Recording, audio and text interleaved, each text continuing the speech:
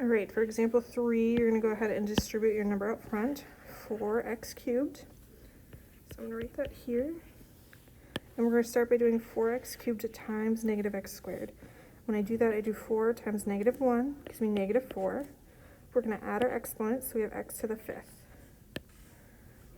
Then I have to distribute 4x cubed to 7x. So I'm going to do 4 times 7, gives me 28.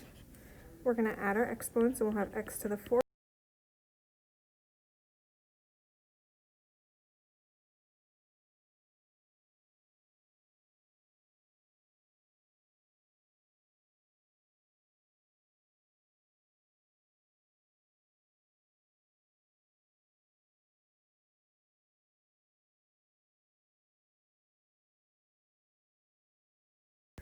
All right, for example 3, we have 4xy times 2x squared plus 3xy minus 7x.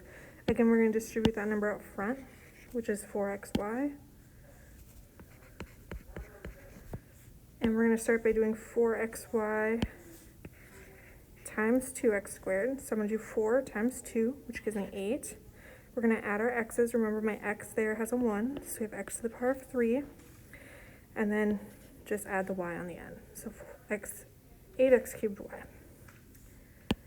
We're going to distribute our 4xy to 3xy. So we're doing 4 times 3 gives me a positive 12.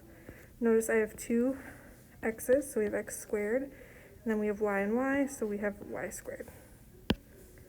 And then for my last one, we're doing 4xy times negative 7y. 4 times negative 7 gives me a negative 28x. And then notice they each have a y, so it's going to be y squared. And 8x cubed y plus 12x squared y squared minus 28xy squared should be your final answer.